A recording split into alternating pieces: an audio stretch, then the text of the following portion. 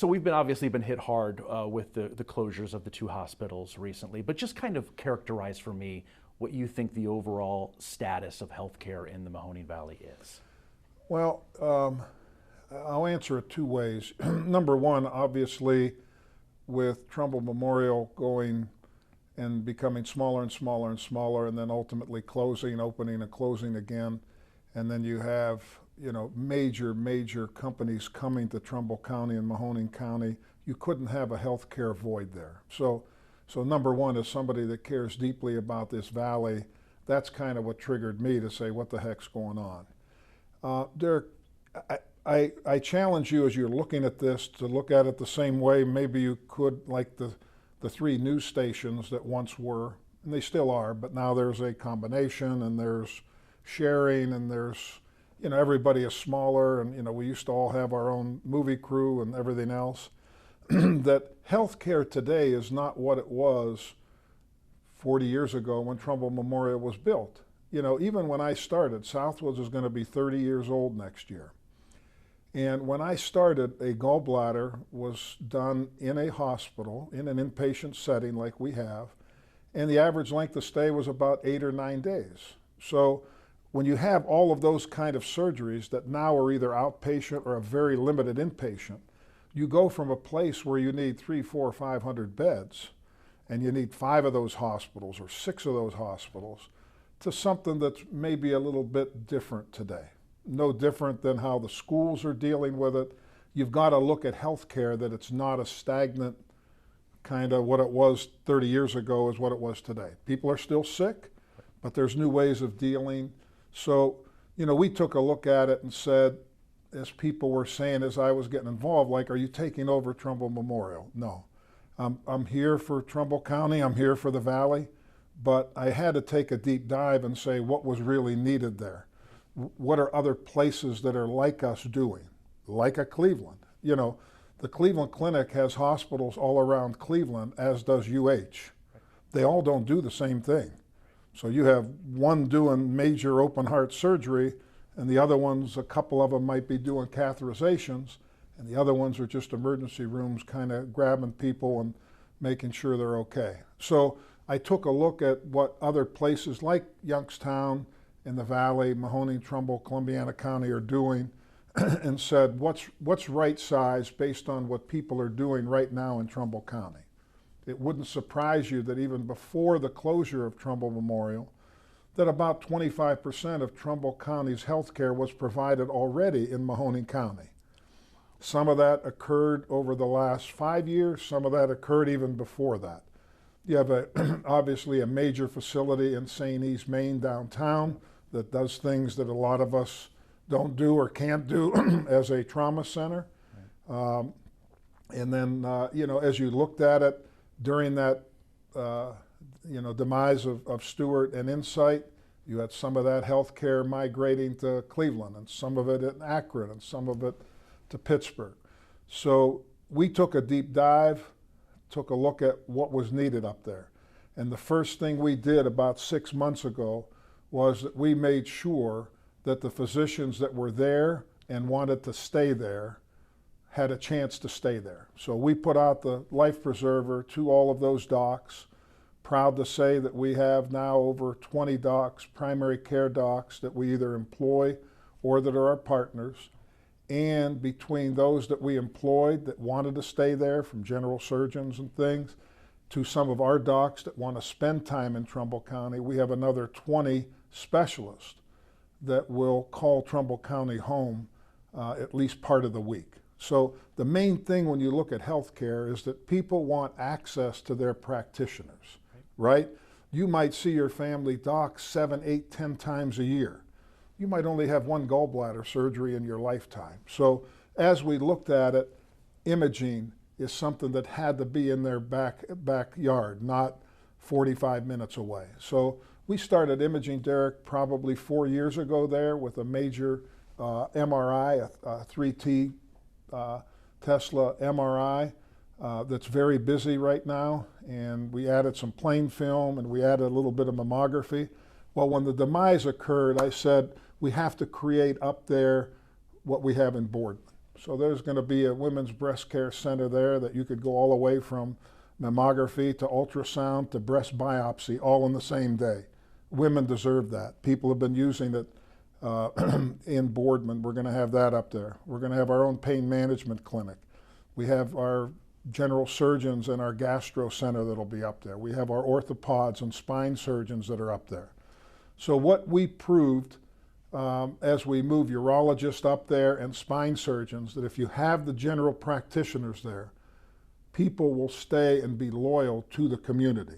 And at the end of the day, instead of duplicating a Southwoods OR up there, they're going to drive 15 or 20 minutes, hopefully once in their lifetime, to get that gallbladder surgery done at a place, a world-class place like Southwoods, that from an inpatient, outpatient side, right. You know, you would feel comfortable sending your favorite relative to, that, you know, the awards speak for themselves. Why duplicate that and have surgery at a place that might be doing 5 a day and put yourself at risk? So a lot, what you just mentioned, that's coming to Trumbull County, or it's already there? So we've been there for 4 years, okay. But the physicians that were in the imaging center are finding a new location on Market Street, and the image center is under renovation right now and going to be doubling. So every modality that you see out front in Boardman, including a new CT scanner, ultrasound, DEXA, the MRI will stay, plain film, all the ultrasound, the mammography, all of that by the end of the year will be full tilt in Trumbull County, right on Market Street there. And again, your vision, it sounds, I mean, this obviously has been going on since before these hospitals have closed. So your vision has been to support a gap in healthcare, or you're just seeing a new need in services? Both. Both. Both. I think over 30 years of watching Southwoods, there's definitely a new way. I mean, yeah. You know, even in the last 5 or 6 years, you've gone from a 3-day inpatient stays for most of our total knees. I mean, you're chopping someone's leg off, right? It used to be 3-4 days when we first started that on an inpatient basis. Yeah. Now some people are going home the same day on an outpatient basis. Some people are staying inpatient 1 day. So there's constant change. There's constantly, you know, from breast care to, you know, opening up somebody for, you know, a bowel resection. There's new medicine happening all the time. So part of this is right sizing for Trumbull County based on what's happening, based on where healthcare is in 2025. And part of it, sadly, is a gap of a lot of docs and a lot of healthcare that was out migrating already based on what Stewart was doing over the last 5 or 6 years. Right. They were losing physicians, they were losing market share and not backing it up. But you know, until they closed, and until you have Kimberly Clark and everybody else lined up to go there, you know, we kind of focused, you know, our efforts mostly on Mahoning County. We had a little bit of Trumbull County and a little bit of Columbiana County, but you know, that got me very interested in finding out what was going on there and helping everybody that was there. My guess then is in the last 15 years, 21 hospitals have closed in the state of Ohio. You're not surprised to probably hear that number. No, I'm surprised it's that low, in that you know, circumstances are changing. Everything is going down. I really take a look at it. We started home health, Derek, 4 years ago now, and I had the ex-head of Highmark Blue Cross Blue Shield, had a chance to play golf with him accidentally.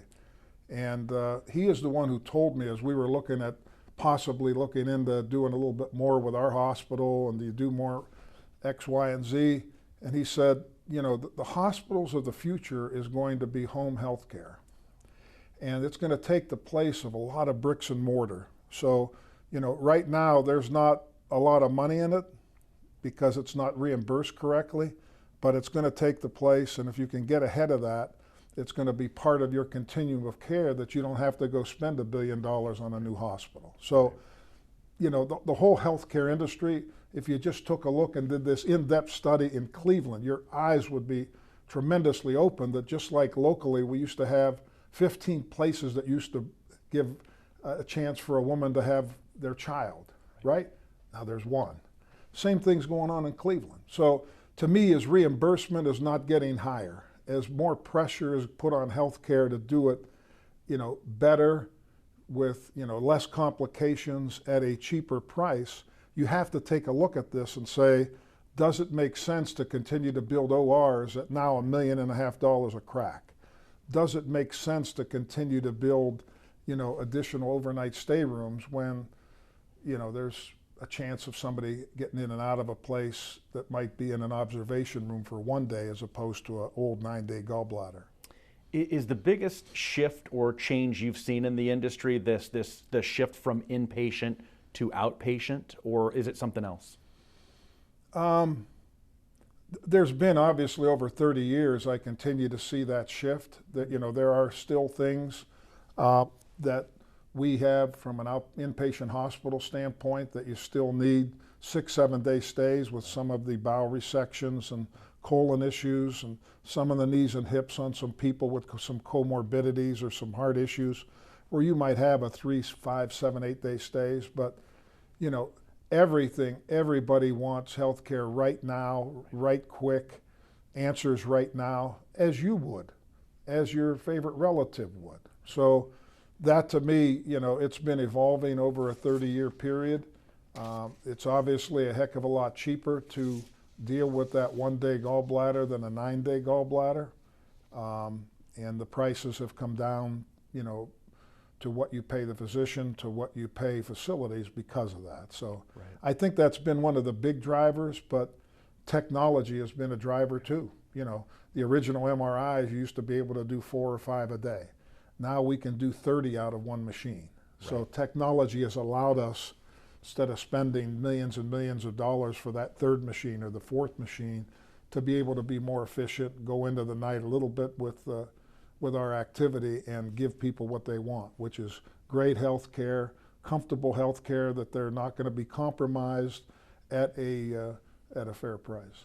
How important is it for companies like yourself, Mercy Health, Salem Regional Medical Center, to continue to expand or find services that people in our area need? Yeah, I think from our standpoint, we've done things together, and although we do some things differently, and all of our places are different in what they do. I mean, obviously, Mercy being a level 1 trauma center downtown, having that access, and having a major place with St. Joe's and Mercy Boardman, a little bit different hospital than we have. But I think we all agree that our area is better and all of our institutions are better if we could keep healthcare here. Everybody wins, Derek, if we employ local people. And if we don't realize that we need some more mental health or some rehabilitation cases like Mercy's doing up on the north side, those patients are going to find their way someplace else. Those jobs are going to find their way someplace else. So if you take a look at what Mercy employs, we're now over 1,500 local jobs. To me, if you could continue to do that and add another 300 or 400 in Trumbull County, give people of Trumbull County the access to physicians in Trumbull County, and to stay here for health care, I think everybody wins. Those people watch WFMJ more, and you're able to, everybody survives. You talked about reimbursements. I'm just curious, the biggest challenges for you in the healthcare industry right now are what? Well, right now, you want to get more Kimberly-Clarks here that are commercially paying healthcare plans. So from our standpoint, it wouldn't surprise you, over the last at least 15 years, as the baby boomers, including me, have gone to 50 to 60 to 70 something, you have seen that 1 or 2% shift every couple years, Derek, to Medicare plans versus MedMutual or Anthem. So from our standpoint, MedMutual and Anthem and our commercial payers pay us at a different rate than the government pays us, whether it's Medicaid or Medicare. So as you lose that margin, you have to get very, very focused on trying to reduce cost and increase in efficiencies without hindering the health care that's going on. So to me, I think that's the biggest challenge of all of us, that in a Youngstown, Ohio, Mahoning Valley, until we turn this around more, what do you do when you have 70 to 75% of the people that come through your front door are on some type of government plan, that the government kind of pays you enough that you're not going to go out of business, but you certainly can't reinvest and do the things that you want to do that some of the other healthcare plans allow you to do. Any other point you would like to make? I've got all my questions. If there's any other point you would like to make or message. No, I think from our standpoint, whether it's any of the institutions that are part of this in-depth analysis, is that I just would challenge everybody to, as they're looking at their own health care, to look local, still get comfortable that you're dealing. There's some great, not just us, but with Salem and with Mercy, there's great physicians and great institutions. Let's try to keep healthcare local. And by doing that and not compromising anyone who's watching this, you're doing good for the valley. You're allowing your next door neighbors to be employed, and allowing us then to continue to invest from a healthcare point of view. Do you think what you guys are doing is enough to balance the closings of the hospitals and stuff like that? It's a great question, right? We will see. There's so many things. Mercy is adding an emergency room in Cortland. Right. Mercy's added some facilities to try to help out at St. Joe's. We're doing our thing. Right. I think from our standpoint, I think both of us have our hand on the pulse to make sure. I always say to us, what we did first on Market Street was kind of 1A. This is kind of a 1B on steroids, and there could be a part 2. There could be a bigger facility that's needed.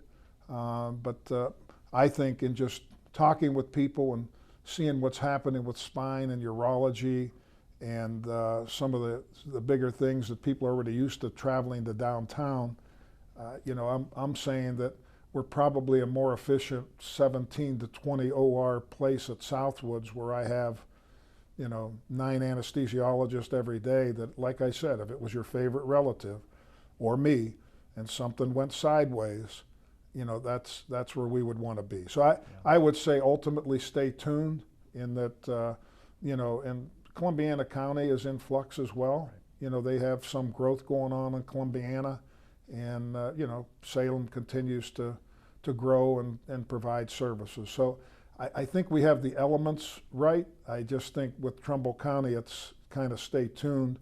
But I could assure you, if we continue to see out-migration and continue to see things that are not being provided, I'm in the middle of it. We have our hand on the pulse. Coming from the Ohio Hospital Association, that information, Derek, is readily available. Yes. So I could take a look quarterly to make sure, as we're offering services, is that enough to keep people here, or are they still leaving the valley? Yeah.